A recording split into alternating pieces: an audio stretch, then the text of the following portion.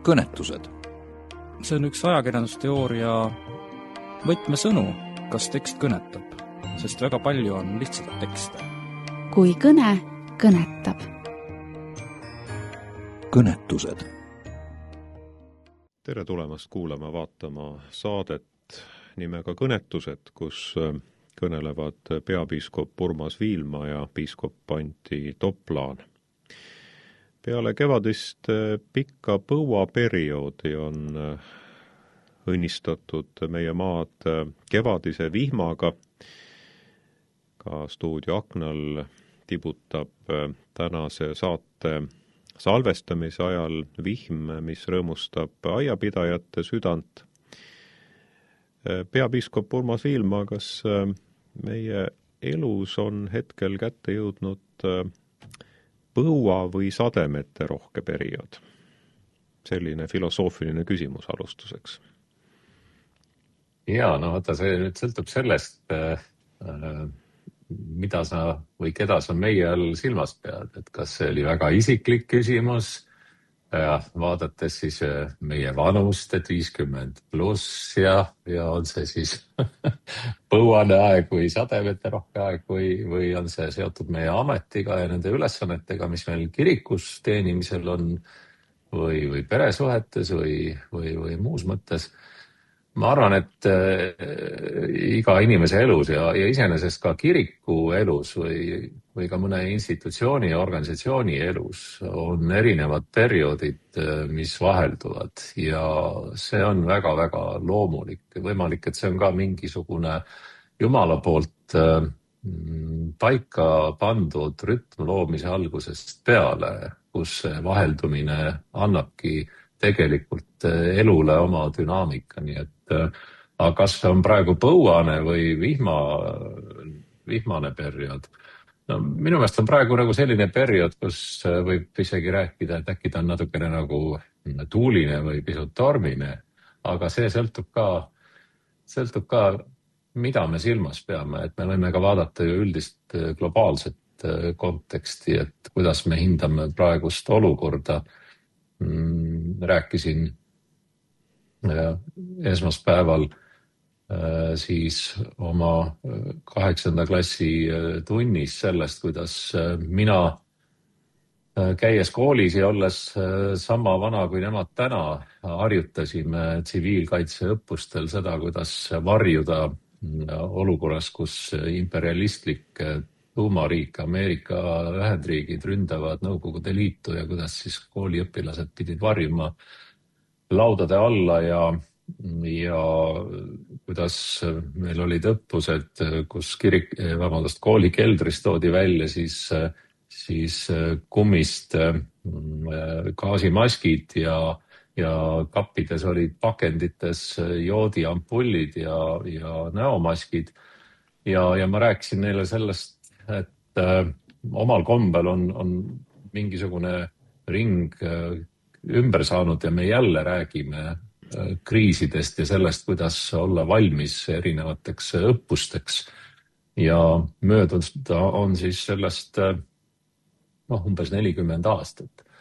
Et ma ei oska öelda, kas seda on meil tingimata vaja, aga iga põlvkond peab omal kombel üle elama või saama osaks kõikidest nendest tuulistest, vormistest, põuastest ja päikeselistest aegadest oma elus.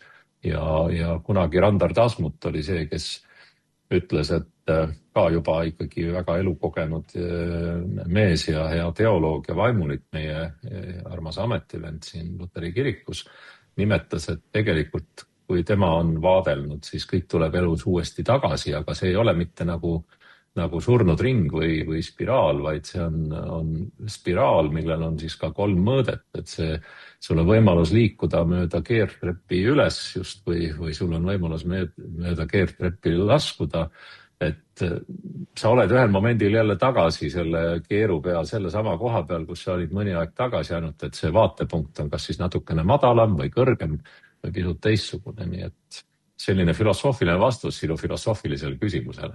Jaa, et ma andsin võimaluse minna ühte, teist või kolmandat teed selle küsimusega ja oli huvitav kuulata, et millise tee siis sina valisid. aga kui täna hommikul siia saatesse tulles kodus abikaasa nentis, et vihma nähes ja kuuldes on see rõõmusõnum tema hingele, sest on olnud pikk põuaperiood, siis meenutasime, et just eelmine aasta oli väga sademeterohke aasta ja seetõttu jäid ka mitmed nii-öelda kodused aiatööd tegemata või pandud pausile, et aastad ei ole vennad. Seda küsimust küsides pidasin silmas muuhulgas ka ühte sellist võib-olla suuremat põuaperioodi, mis puudutab meie rahva kestmist ja sellel pinnalt on olnud rõõmustav taaskord tõdeda, et vähemalt mõned mitteriiklikud ühiskondlikud organisatsioonid ikkagi tuletavad meelde meile meie rahva kestmiseks olulisi asju. Nimelt Riigikogu konverentsisaalis toimus sihtasutuse Väärtudades elu ja kirikute nõukogu poolt korraldatud konverents emadepäeva kontekstis pealkirjaga Muidugi ma tahan saada emaks või emaks saada. See tõi teadlikult fookusesse emaduse positiivse külje, rõõmutähenduse ja võimalused, mida emaks olemine naise ellu toob. Avalikus arutelus räägitakse ju liiga sageli probleemidest ja negatiivsest kuvandist, kuid sama oluline on kuulda ka neid lugusid, kus pere, töö ja eneseteostuski käivad käsikäes. Selle päeva jooksul jagasid oma mõtteid ja kogemusi mitmed esinejad erinevatelt elualadelt, kaasa arvatud Viljandi praost. Kõlama jäi mõte, et tugevad väärtused, toetav kogukond ja hoolivad suhted loovad kindlama pinnase nii laste kasvatamiseks kui ka kogu ühiskonna tulevikuks. Sina ise ei saanud oma ametikohustuse tõttu sellel konverentsil osaleda, küll aga osales seal sinu abikaasa Egle, et kas teil oli kodus juttu sellel teemal? Jaa, no abikaasa seal tõesti osales ja kiitis seda konverentsi ja ettevalmistust ja ettekandeid. Aga küsimus iseenesest ja kui sa selle püstitasid meie rahva kestmise võtmes, siis see küsimus on tõsine küll, sest demograafiline kriis, millega ju mitte ainult meie, vaid lääneriikides väga paljud riigid silmitsi seisavad, on tõsine asi, kui me vaatame nii-öelda rahvuslikus perspektiivis. Aga need vaatenurgad on alati sellised mitmetahulised, kui niimoodi võib nimetada. Ehk siis küsimus rahvusest ja rahvuse püsimisest ja säilimisest, et see on kindlasti ülesanne, mida üks rahvusriigi valitsus peab täitma. Ja meie kirikuna, kristlastena Eesti ühiskonnas peaksime olema samamoodi sellest huvitatud, et Eesti ühiskond oleks jätkusuutlik ja kestlik ja oleks ka tasakaal selle vahel, kui palju me ise siis suudame aidata kaasa selleks, et meie rahvastik kasvab ja mitte ainult sisserändajate arvelt või siia tööle tulijate arvelt, vaid kasvaks ka selle arvelt, et kasvaks juurde eestlasi, sünniks Eesti peredes lapsi, Eesti emadele sünniks lapsi ja sellega oleks ka meie rahvus hoitud. Kuidas seda saavutada? No see on tõepoolest mitte tõenäoliselt miljoni euro küsimus, vaid miljardi euro küsimus meie valitsusele ja see nüüd on see koht, kus võib küsida, et kas Eesti riik on teinud piisavalt selleks, vaadata meid mitte ainult globaalses mõõtmes, mitte näha Eestit ainult geograafilise punktina suures Euroopas või siis maakera peal ühe punktina, vaid vaadata meid ikka rahvusriigina, kus me peame ennast taas tootma ja selleks peab olema terve hulk erinevaid meetmeid.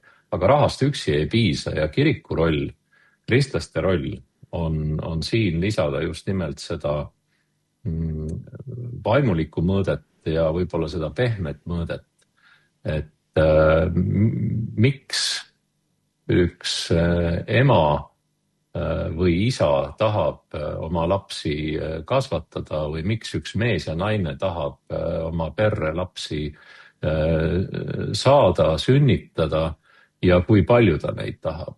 Ja kas see on lihtsalt tehniline rahvastiku juurdekasvu ülesanne või on siin ikkagi tegemist ka hoolivuse, armastuse ja kasvatamisega. Et meile antakse vastutus lapsevanematena, siis, mis ei ole mitte ainult rahvastiku taastootmise ülesanne, vaid on piiblisse antud ülesanne mehele ja naisele siis sünnitada ja luua pere ja kristliku piibelliku käsitluse järgi läbi mehe ja naise abielu ning sellest sündivate laste. Loomulikult on ka erisusi, on lapsendatud lastega peresid, on ühe vanemaga peresid, kus emal tuleb täita nii ema kui isa roll või isal täita nii isa kui ema roll.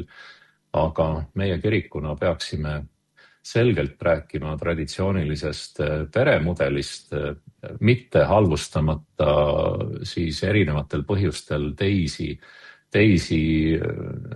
perekonnakooslusi, kus see armastus täpselt samamoodi siiski valitseb ja domineerib ning kristlik väärtuspõhine suhtumine on siis olulisel kohal. Rahvastiku juurdekasvu küsimus või täpsemalt see, et me ei tule enam kasvavate rahvaste keskelt niivõrd esile, me jääme vähemusse, arvestades ka võib-olla meie geograafilist asukohta, oleme siin kõige väiksema rahvastikuga riik, tekivad küsimused ja probleemid, kui see trend nõnda jätkub igal elualal, sellest on võib-olla mitte nii väga üllatuslikult hakanud rääkima ka majanduseksperdid, iga päev kaudselt sellest räägivad probleemartiklid ja saated, kuna lihtsalt meie inimeste hulk ei suuda lähitulevikus ja ka tegelikult juba praegu kõiki meie riigi ja inimeste vajadusi täita. Mäletan, kui aastaid tagasi rääkisin ühe Riigikogu liikme ja ministriga, siis ta ütles, et tegelikult on meid Eestis neid, kes teenivad tulu ehk käivad tööl ja seega seda tulu, mida saab siis ühiskonnas ringi jagada sotsiaalharidussüsteemis, kultuurivaldkonnas ja nii edasi, on vaid veidi üle 500,000 ehk kuni 600,000 inimest. Minu mäletamist mööda ka emaks saanuid või emasid elab Eestis veidi üle 400,000. Aga nende tulevaste emade arv on vähenemas, kuigi aeg-ajalt siin laularevolutsiooni aegsete laste puhul see on nüüd jõudnud nii-öelda sünnitusealiste naiste ikka, kuid ega ju naine küll saab tuua lapse ilmale, aga tal peab olema ka abikaasa, mees, mõnel juhul ka siis elukaaslane või partner, kellega seda peret luua. Lahendamata on noorte perede probleemid eluasemega, peamiselt koondutakse ju Tallinnasse või selle lähiringi, kus võetakse ehk eluaegne laen võib-olla 2 3-toalise korteri soetamiseks kuskil korrusmajas ja ega seal ju kindlasti vist üle 2 lapse ei sünni ja need lapsed, kes sünnivad lasterikkamatesse peredesse, peamiselt näevad ilmavalgust meie maapiirkondades, kus inimesi jääb üha vähemaks, taustaks siis ärevad sõjasõnumid või sellised militaarsed teemad meie piiri kindlustamisest, majandusmuredest, ega need kõik ei soodusta sündivuse kasvu. Aga kuidas siis julgustada või motiveerida neid, kes on mingil põhjusel edasi lükanud või lükkamas emaks või isaks saamist ja kuidas kirik saab siin abiks või nõuks olla? Mida kirik ju kuulutab, on evangeelium ja selle evangeeliumi üks oluline komponent või aspekt on usaldus Jumala vastu. Kui ma mõtlen oma siis isikliku elus tagasi ja seda aega, kus me siis koos abikaasaga nii-öelda oma perekonda planeerisime või mõtlesime, kui palju võiks olla meie peres lapsi ja tegime unistusi sellest, milline pere meil on ja mitme lapsega ja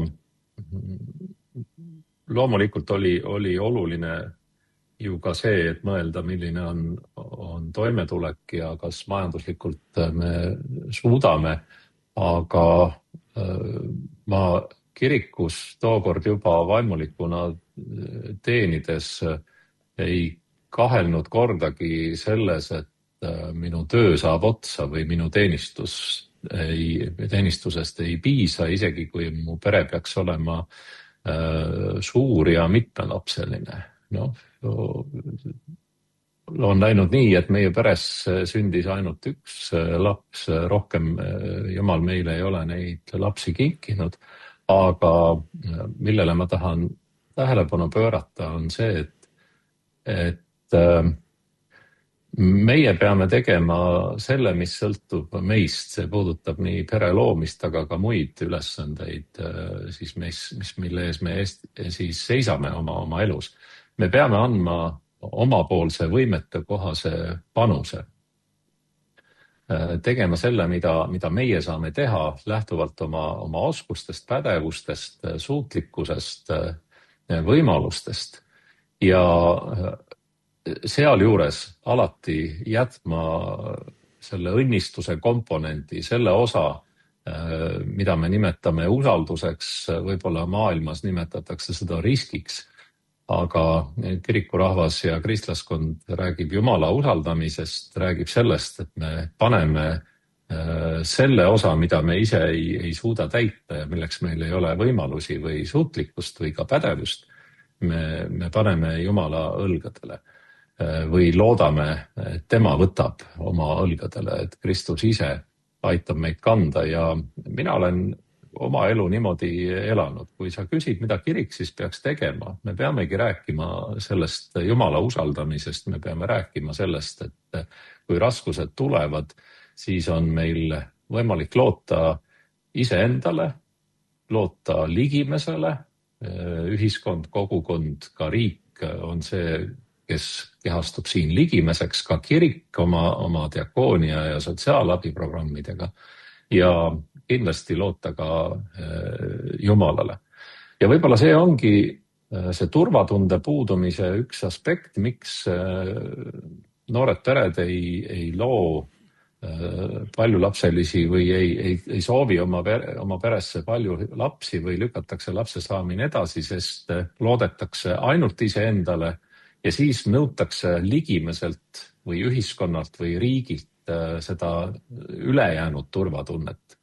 Jumala poole või vaatamine on jäänud täiesti kõrvale ja Jumalalt panust ei oodata ja sellega ka ei arvestata. Ei arvestata Jumala õnnistusega, pühavaimu tööga ja kuna seda ei ole inimeste vaateväljas või mõttemaailmas, siis ei julgetagi võtta riski ja pere luua.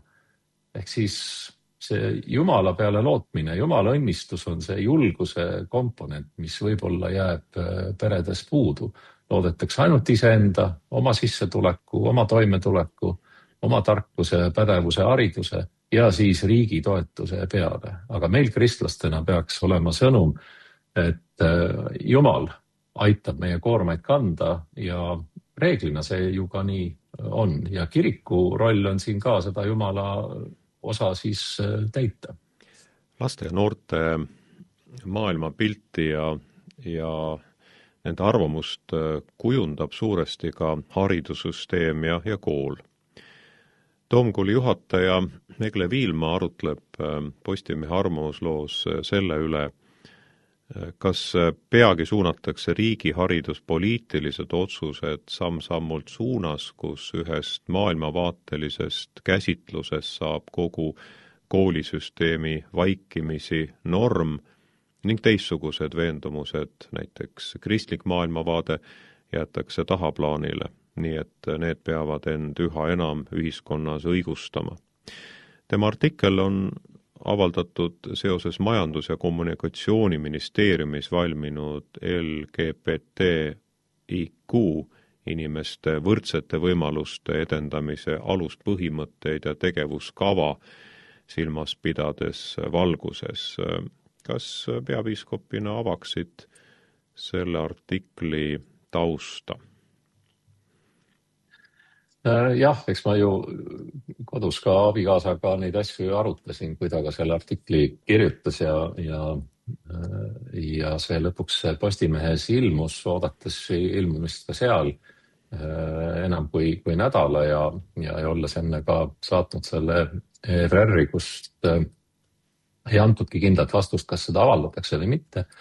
Teemaks siis see, et on tõepoolest Majandus- ja Kommunikatsiooniministeeriumis valminud LGBTIQ ehk siis raadiokuulajale, kes kogu seda tähestikku müstikat ei mõista, seksuaalvähemusi esindavate inimeste võrdsete võimaluste edendamise aluspõhimõtted ja tegevuskava aastateks 25 ja kuni 2030. Ja iseenesest ei ole selles ju midagi halba printsiibina, et riik võtab ühe grupi eest teatud eestkostmise enda peale, püüab mõelda selle peale, et ühel vähemusi esindavatel inimeste grupil oleks siis ühiskonnas turvaline, neil oleksid võrdsed õigused, see ongi riigi ülesanne tegelikult võrdseid õigusi kõigile tagada. See tuleneb ka meie siis sellisest põhiseaduslikust ja demokraatia mõttest. Aga mis on selle strateegia küsimus ja millele ka Egle Viilma tähelepanu pööras või mida ta tahtis rõhutada, on see, et kui riik võtab ühe grupi eritähelepanu alla ja loob eraldi strateegia ja sellest lähtuva tegevuskava, kus määratakse ära siis sisuliselt ülesanded ministeeriumitele ja riigiametitele, kuidas siis lähima 5 aasta jooksul kuni aastani 30 peaks just nimelt selle vähemusgrupi jaoks looma erilised tingimused, teatud eristaatus võrreldes teiste gruppidega, siis tekib ka küsimus, kas see on võrdne kohtlemine ja Egle Viilma oma artiklis, kui ma praegu püüan seda mälu järgi meenutada, tuletab meelde, kuidas oleme me oodanud kirikute esindajatena näiteks seda, et koolis oleks võimalik siis õpetada usundiõpetust ja selle nimel on 35 aastat vaeva nähtud, esitatud arvukalt ettepanekuid, kuni siis paar aastat tagasi me jõudsime ka piiskop Marko Tiitusega ELK esindajatena Riigikogu kultuurikomisjoni ette, kus siis arutati ka seda võimalust, et usundiõpetusest teha kohustuslik õppeaine iga kooliastme kohta 1 tunni ulatuses 3 aasta jooksul ja see oli aasta 2023, täna on aasta 2026 ja sellest ei ole mitte midagi saanud. Ja kui me nüüd võtame, et ka kristlased on üks vähemusgrupp ühiskonnas või usklikud laiemalt, sest usundiõpetus on kirikute ja religioonide ülene, ehk siis me võiksime rääkida ka juutide, moslemite, budistide, maausuliste, kelle iganes nimel, siis miks ühe vähemusgrupi, kelleks on siis antud juhul seksuaalvähemused, jaoks luuakse sillutatud tee ja teiste gruppide jaoks neid võimalusi üldse ei kavatsetagi luua ja kus on veel põrkumise koht, kus vähemusgrupid võivad omavahel hakata põrkuma, on see, et kui nüüd kirikud, erinevad konfessioonid on loonud erakoole, et õpetada siis oma konfessiooni kohast usuõpetust koos sellega kaasneva väärtuskasvatusega, siis kui riikliku õppekava kaudu peaks, praegu veel mitte, see tegevuskava, millest jutt käib, veel otseselt ei kohusta seda, aga kui järgmise tegevuskava raames, mis on siis aastast 31 kuni 36 või 30-35 täpselt, ma ei mäleta, järgmine 5-aastane tegevuskava, peaks tulema kohustus, et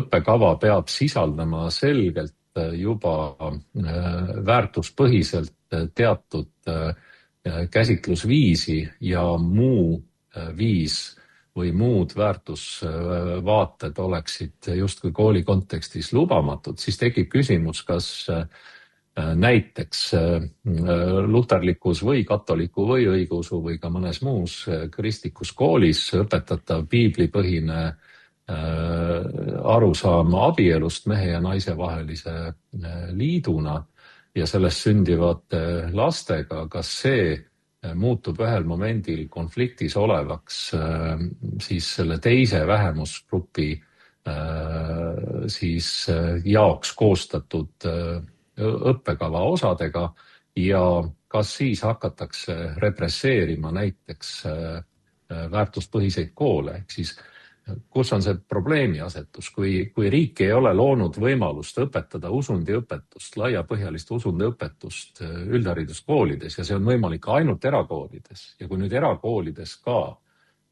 see väärtuspõhine kasvatus sisuliselt ära nivelleeritakse ja see erisus kaotatakse, siis tekib küsimus, kas see on võrdne kohtlemine, kas see on võrdne ühiskond.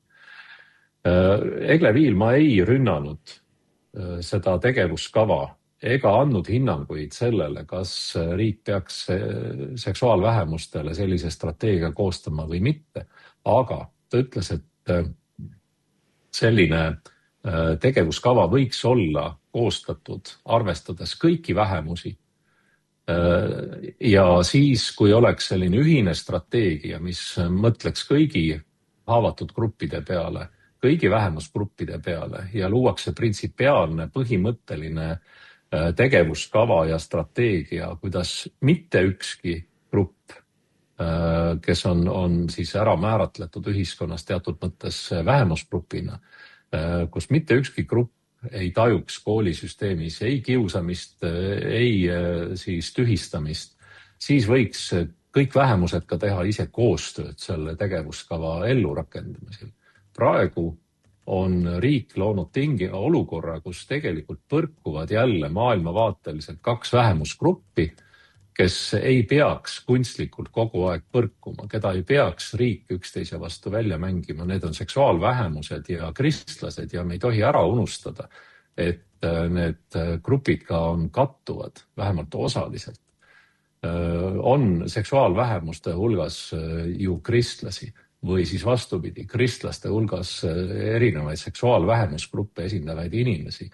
Ja kui nüüd mängitakse need identiteedid üksteise vastu välja ja riik teeb seda teadlikult, siis see ei ole hea lahendus.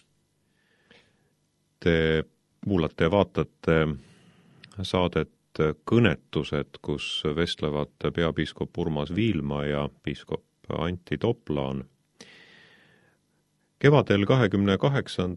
aprillil toimus Saku kirikus ELK kirikukogu kevadistung, mille käigus esitlesid eelmise aasta kokkuvõtteid luterliku kiriku statistiliste andmete kohta ning saatsid kirikukogu liikmetele ka oma ettekande olukorrast kirikus lugemiseks. Kirjutad selles, et sinu poolne ettekanne ei ole kunagi olnud aruanne, mis kirikus on tehtud, vaid pigem selline peeglisse vaatamine. Keegi ei vaata peeglisse sinu sõnul enamasti selleks, et sealt vastu vaatavad isikut hukka mõista, vaid pigem selleks, et näha, millega võib olla rahul või mis vajab korda seadmist. Milline pilt sellest arvandmete peeglist sulle kui peapiiskopile eelmise aasta valguses vastu peegeldus ja millised võiksid olla sellest tehtavad järeldused? Ma kirikukogul oma ülevaadet tehes siis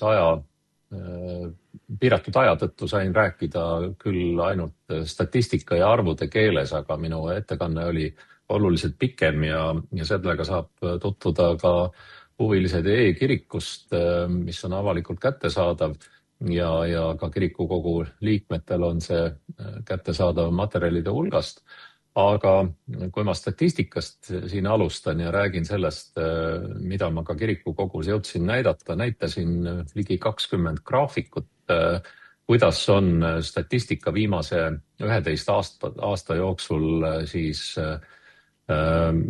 muutunud, millised võivad olla ja kas on tendentse ja kui nüüd vaadata lihtsalt numbritele otsa, siis ei ole meil siin rohkem rõõmustada kui demograafidel selle üle, et Eesti rahvastik väheneb, ehk siis ka kiriku liikmeskond ju näitab vähenemise trendi ja täiesti eraldi teema, olen seda ka mõnel sinodil küsinud, on see, et kes on üldse liige, et kui me vaatame oma kiriku seadustikku, siis on liige ristitud inimene või muul moel siis ka kirikuga liitunud inimene, olles küll ka ristitud ja liikmeskonnast lahkumine toimub kas siis avalduse kaudu või me enam ei loe liikmeteks ka neid, kes on juba igavikku kutsutud. Samal ajal meie liikmeskond väheneb, et võib tekkida nagu ebaloogiline olukord, kuidas saab liikmeskond väheneda, kui meil ei ole lahkumisavaldusi, siis inimesed ei lahku. Aga me ise kipume lugema neid, kes teevad nimelist annetust ja loeme liikmeannetajaid ja oleme väga kinni oma mõttemustrites just nimelt liikmeannetajate arvus ja see tõepoolest näitab sujuvat või mis isegi sujuvat. See on ikka selline ilus kelgumägi, mis läheb ühtlases joones siis allamäge. Ja kui me nüüd sellest peaksime lähtuma, siis trendi näeb siin ära viimased 11 aastat ja tegelikult viimased 20 aastat ja 30 aastat, võiks öelda juba 40 aastat ongi see kelgumägi ainult ühes suunas, ei ole seal mingisuguseid isegi mitte kergeid hüpekaid, vaid on langus. Kas me peaksime sellest siis kuidagi halvama oma mõttemaailma ja tegevuse? Kindlasti mitte ja siin on nüüd jälle see, millest saate esimeses pooles rääkisime, et me ei tohi alahinnata kunagi Jumala püha vaimu. Me ei tohi alahinnata seda, et Jumalal on oma plaan oma kirikuga ja kaasa arvatud Luteri kirikuga Eestis. Ja see on lihtsalt nentimise koht. Aga millele pöörasin tähelepanu ja mis võib-olla näitasid teatud aktsente meie graafikutes, on üks, mis meid kõiki puudutas, need olid COVID-i aastad, aasta 2020 ja aasta 2021, kus on selgelt näha siis meie aktiivsuse langused. Me ju teame, mis juhtus jumalateenistuste või ametitalitustega sel ajal või kirikukontserdite ja kõige muuga. Ehk siis selle koha peal, kus on aastanumbrid 20 ja 21, on kõikides graafikutes väga selge selline rütmihäire, me võiksime siis kasutada sellist võrdlust.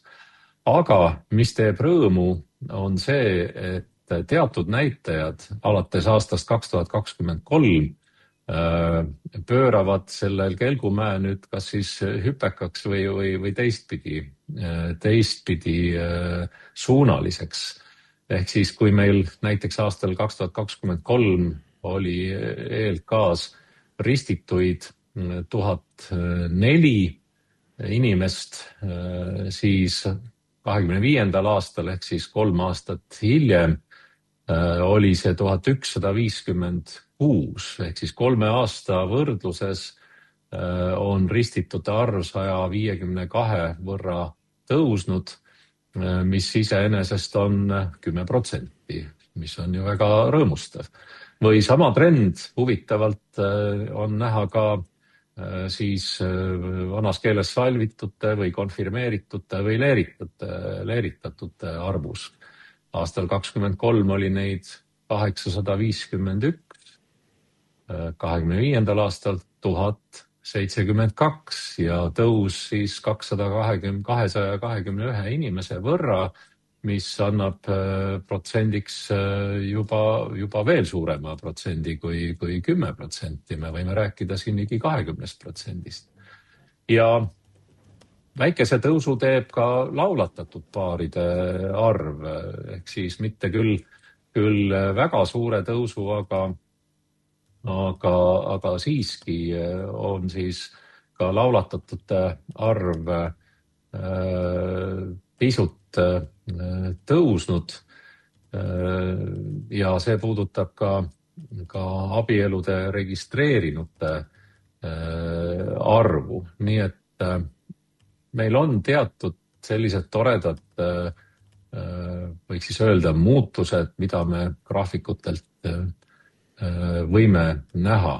Aga rääkisin siis oma ettevalmistud ettekandes, ma ei rääkinud, aga kirjutasin oma ettekandesse ka teistele olulistele asjadele tähelepanu pöörates. Näiteks rääkisin ka kiriku ühtsusest, sellest, kuidas noortekogu ja juhatuste konverentsis on toimunud muudatused, kuidas piiskopkonnad on hakanud sinodeid korraldama ja ei saanud ümber ega üle ka sellest, et kestev sõda Ukrainas on endiselt meis ju rahutust tekitamas ning ka rääkisin, et kiriku missioon on endiselt olla kohal ükskõik, mis ühiskonnas toimub ja loomulikult ei unustanud ma ära ka seda, et järgmisel aastal saab ELK registreeritud iseseisva rahvakiriku ehk siis Eesti Evangeelse Luterliku Kiriku registreerimisest 110 aastat, kuigi ütleme siis nii, et luterlik kirik on ju tegutsenud siin Eestimaal juba üle 500 aasta. Kirikukogul tõstatus taas ka ühtse jumalateenistuse korra küsimus. Oled öelnud, et kui kirik tahab olla kirik ja toimida ühtsena, ei saa iga kogudus või vaimulik, muusik või ka mõni ilmik, näiteks juhatuse esimees, otsustada, milline on kiriku ühtne jumalateenistus. See peab olema kollektiivne, samas legitiimne otsus. Kui see otsus on tehtud, kehtib see kogu kirikus. Liturgia ehk ühine teenimine ei ole siis erahuvi, vaid kiriku ühine ja üksmeelne tunnistus sellest, kuidas me teenime issanda päeval Jumalat ja Kristus teenib meid. Keegi meist ei saa reserveerida endale ühe korra kasutamise privileegi, kui kirik ühiselt on otsustanud teisiti, sest see liturgia kuulub kirikule. No tegelikkuses on ju pikki aastaid olnud meie jumalateenistused üsna erinäolised. Tegelikult on see nagu suurem pilt ja võib-olla me ei ole sellele väga pikka aega väga tähelepanu pööranud, kuna meil on tundunud, et me oleme hästi ühtne kirik ja toimime ühtviisi.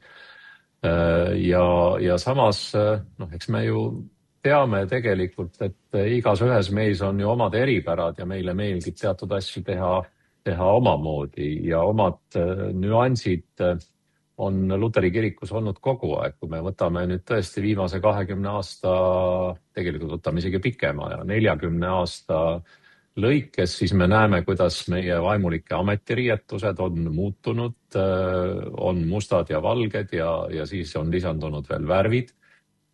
Ja see, kuna siin ei ole ettekirjutust, vaid on võimalus kasutada nii ühe kui teise kirikliku traditsiooni liturgilist rõivastust, siis me ei ole sellest ju teinud eraldi küsimust, sest see ei ole niivõrd õpetusküsimus selles mõttes, et sellest sõltuks kuulutuse sisu, kas inimene kannab talaari või kannab ta albat ehk siis valget ametirüüd. Samas me näeme ka ju seda, et meil on kirikukalender koos oma jumalateenistustlikuks eluks mõeldud piibli lugemiste perikoobi ridadega, aga on kohti, kus kasutatakse hoopis näiteks vennaste koguduse loosungiraamatuid ja loosungiraamatute perikoobi rida ja ei lähtuta kirikukalendrist. Ka see võiks olla küsimus, et kas see on õige või mitte, aga see ei ole selline asi, mida kogudus ise otseselt ka tähele paneb ja mis siis sellise nagu lahknevusena välja joonistuks. Pealegi on vennaste kogudus üks meie kiriku rikkustest olnud ju ikkagi 18. sajandist peale ja on vennaste koguduse liikmed ajalooliselt, täna küll enam lõpuni mitte, aga ajalooliselt olnud just luterlased. Aga nüüd on siis küsimus selles, et kas liturgia peaks olema ühtne või mitte. Kui me siis juba ligi 20 aastat kasutasime piiskopliku nõukogu otsuse alusel kahte paralleelset liturgilist korda, ehk siis nõndanimetatud vana agenda korda ja nõndanimetatud uue käsiraamatu korda, siis see toimus ka ühise kokkuleppe alusel. Täpselt samamoodi nagu nüüd aastapäevad tagasi, täpselt samamoodi piiskoplik nõukogu kehtestas 2 korda. Kui nüüd jõudsime ühtlustatud peajumalateenistuse korrani ja seda arutati vaimulike konverentsil ja vaimulike konverentsil kohalolijatest vaimulikest suur enamus toetas ühtlustatud korrale üleminekut, siis selle toetuse pinnalt, vaimulike konverents ei kehtestanud seda korda, siis selle toetuse pinnalt paar kuud hiljem samamoodi siis piiskoplik nõukogu kehtestas ühtlustatud korra, sest oli saanud sellise heakskiidu või volituse vaimulike konverentsilt ja kui piiskoplik nõukogu selle korra kehtestas, siis anti aega, et esimesel advendil 25. aastal peaksid kõik minema ühtlustatud korrale üle. Aruannetest on selgunud, et 80% meie kogudustest ongi üle läinud. On olnud erinevaid vaevusi sellega seoses, erimeelsusi, aga kui kirik on üheskoos midagi otsustanud, siis me toimime kirikuna. Ja nüüd on tekkinud olukord, kus mõned üksikud vaimulikud on öelnud, ei, minule see ei meeldi või minu kogudusele see ei meeldi ja jätkatakse siis endise korra kasutamist või keeldutakse uuele korrale üleminekust. Ja kui vaadata kaarti, siis on ka näha, et need on üksikud punktid meie Eestimaa kaardi peal ja teatud tihedus on Lõuna-Eestis, eriti siis Valga praostkonnas, kus on näha, et see on selline kollektiivne, võiks siis öelda nagu vastasseis. Nüüd on küsimus, et milleks on kirikul otsustuskogud? Et kui piiskoplik nõukogu midagi otsustab ja meie põhikiri annab piiskoplikule nõukogule selle volituse ja piiskoplikusse nõukoggu kuuluvad kõik praostid, see tähendab kõik praostkonnad on esindatud, kõik piiskopkonnad on esindatud, kuuluvad sinna ka kirikuvalitsuse liikmed. Need on inimesed, kes on volitustega, kes on volitatud täpselt nii nagu meie, ma ei tea, vabariigi valitsus või Riigikogu või ka kirikukogu. Ja kui nüüd see volitatud inimeste kogu nii nagu kirikus on see asi toimunud läbi 2000 aasta, et kirikukogu näiteks midagi otsustab või volitatud isikute kogu, sinod midagi otsustab, sinodit pean silmas siis ajaloolises kiriklikus mõttes, mitte tänase praostkonna sinodi mõttes, kellel ei ole sellist otsustusõigust antud, siis on see täitmiseks.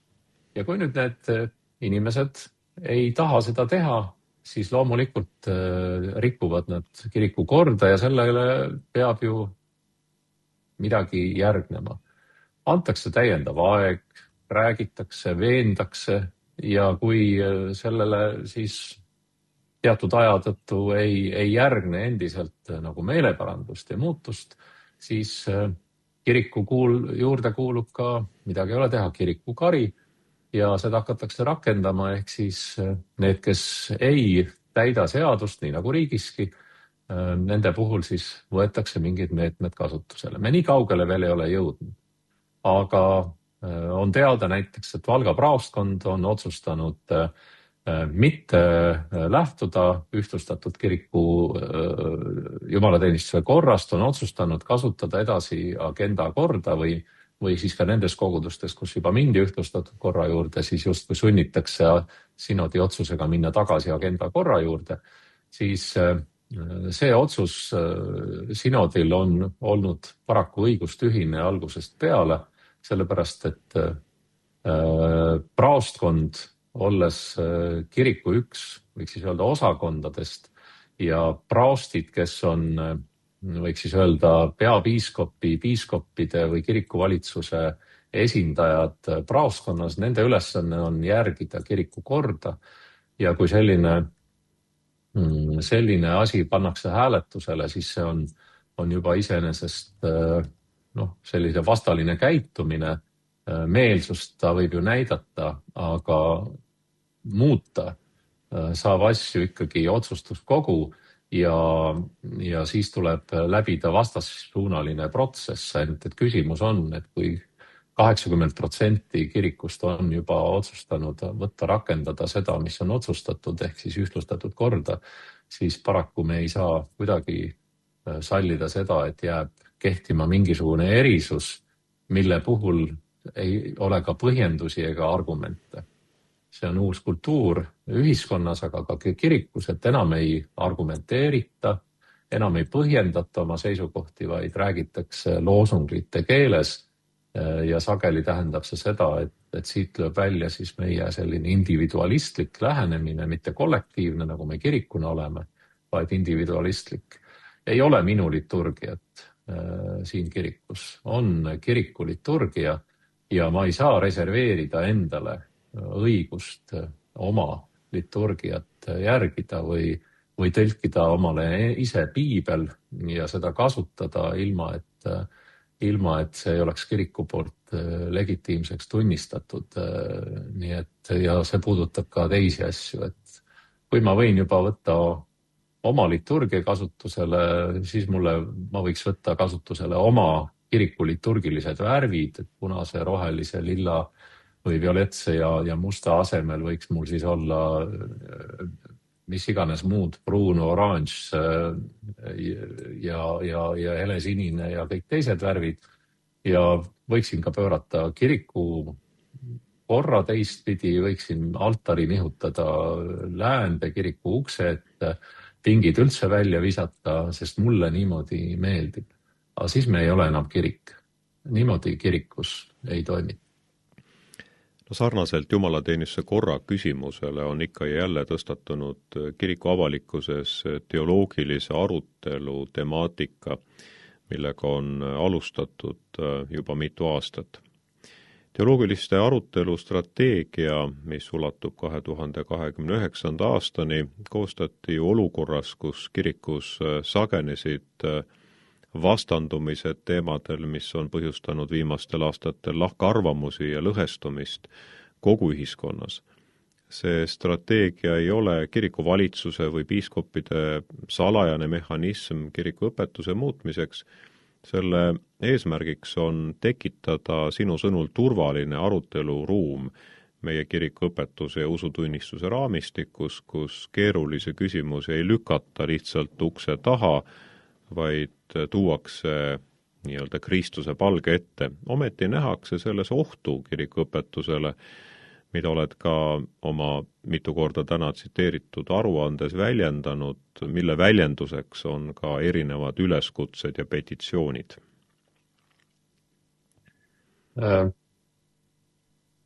Hirmutamine on üks mõjutusmeede ja me näeme seda mujal ka ühiskonnas toimuvat, ehk siis kui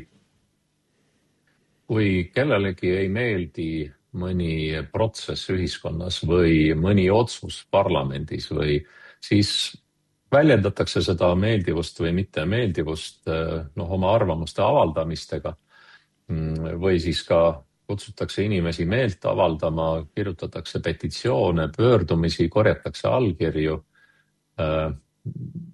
See on kõik demokraatliku ühiskonna osa ja kuna ka meie kirik tegutseb sellises ühiskonnas, siis mis seal siis ikka. Samas me võime ikkagi küsida, et kui sageli need samad inimesed hoiatavad selle eest, et maailm tungib kirikusse, siis on väga, võiks siis öelda, nagu imestava panev näha, mismoodi sellised protsessid need samad inimesed ise toovad maailmast kirikusse. Ehk siis me ei ole harjunud meeleavaldustega kirikus või sellega, et kogu ühiskond kaasatakse siis allkirjade kogumisse selleks, et kiriku sees mingisugust teemat kas siis arutada või mitte arutada. Täpselt nii nagu jumalateenistuse korra puhul on ka selles küsimuses juba mitu aastat tagasi kokku lepitud. Mis tähendab kokku lepitud? See ei tähenda seda, et piiskopid tagatoast leppisid kokku. See tähendab seda taas, et piiskoplik nõukogu, kuhu kuuluvad kõik meie praostkondade esindajad, praostid, kirikuvalitsuse liikmed, on heaks kiitnud teoloogilise arutelu strateegia ja mis praegu siis toimub, on selle strateegia rakendamine. Eelmisel aastal toimusid juba arutelud piibli tõlgendamise ja luterliku identiteedi üle. Sel aastal on sellised teemad, mis on kiriku jaoks uued, seksuaalsuse ja sooga ja elupühadusega seotud teemad. Võib-olla elupühadus ei ole niivõrd problemaatiline, aga soo ja seksuaalsuse teemad on loomulikult problemaatiline, sest see on ka ühiskonnas olnud lõhestav.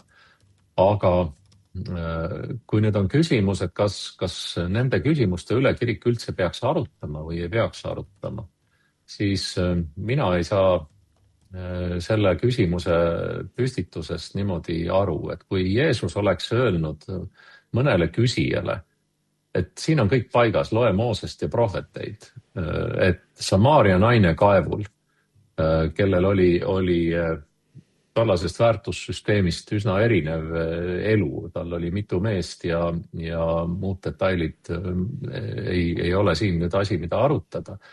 Aga ta oli vestluses Jeesusega ja Jeesus arutles temaga. Nikodeemus tuli öösel Jeesuse juurde ja tal olid küsimused püha vaimu kohta ja Jeesusega seal toimus arutelu.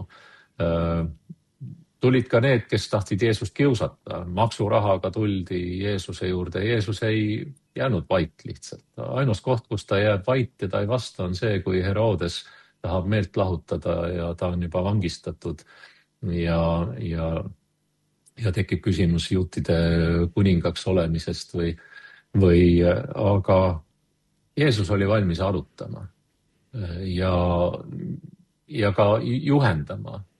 Ja ma arvan, et kirik Kristuse ihuna peab siin Kristuse eeskuju järgima. Me peame julgema arutada. Lisaks, kui Luteri kiriku vaimulikud valmistatakse ette teoloogideks, nad peavad õppima 6 aastat, sama kaua kui umbes arstiks õppimine kestab.